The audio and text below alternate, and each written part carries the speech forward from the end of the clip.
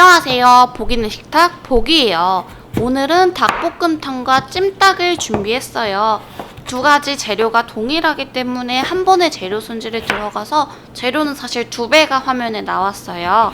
여러분들은 하실 때 절반만 사용하시면 될 것 같아요. 우선 감자는 전분이 있기 때문에 손이 다치기 쉬워요. 조심해서 감자 썰어주시고 당근도 적당한 크기로 썰어주시면 돼요. 그리고 양파까지. 양파는 조금 큼지막하게 썰어주시는 게 더 씹히는 맛이 있어요.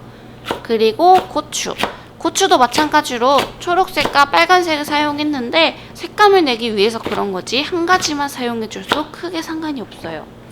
그리고 마지막으로 파는 어슷썰기보다 조금 더 크게 썰었고 떡볶이 정도의 파보다 작게 썰었어요. 저는 재료 손질을 하기 전에 미리 물을 끓여놨어요. 그래서 재료 손질 끝나니까 물이 끓어있더라고요. 끓는 물에 미리 손질해 놓은 닭을 넣어주세요.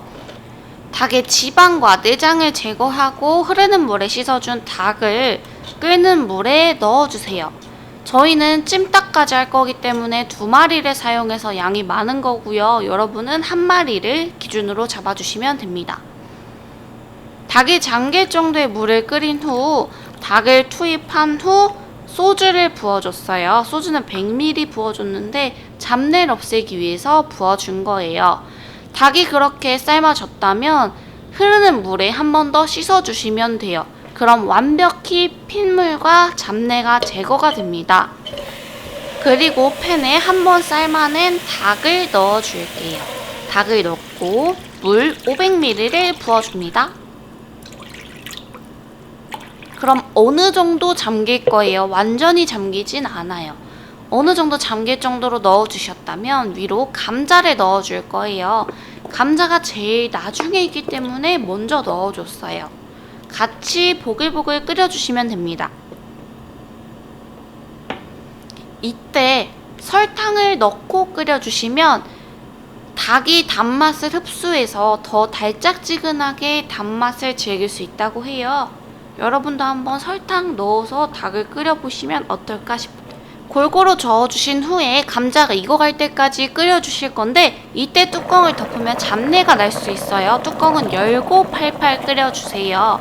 감자가 익을 때까지 끓이셨다면 양파와 당근을 넣어줄게요. 양파가 지금 한 덩이가 안 썰렸는데 그건 나중에 썰어서 다시 넣었어요. 그렇게 다 넣고 위로 간장을 뿌려줍니다.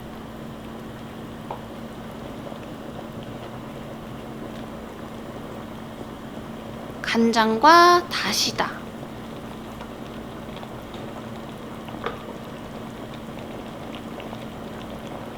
그리고 다진 마늘.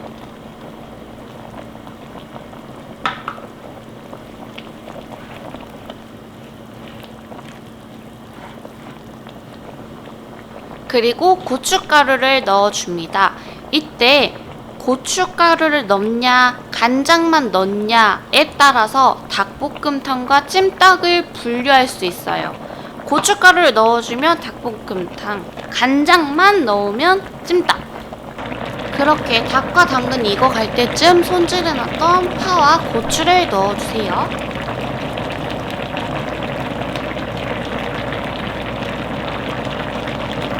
이걸로 닭볶음탕 완성!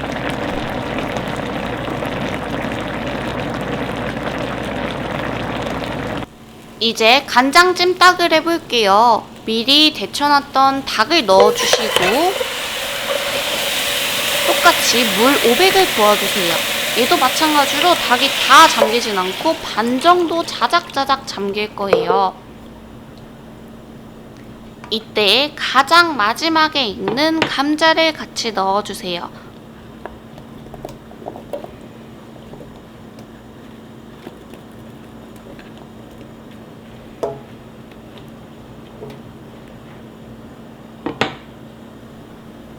그리고 똑같이 닭의 단맛을 흡수시키기 위해서 설탕을 넣어주세요.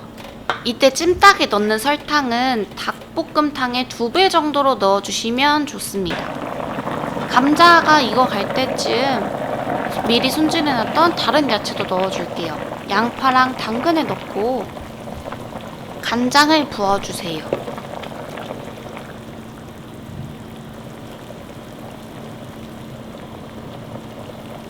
그리고 다시다와 다진 마늘, 그리고 후추까지 다 넣어주시면 양념이 완료가 됩니다.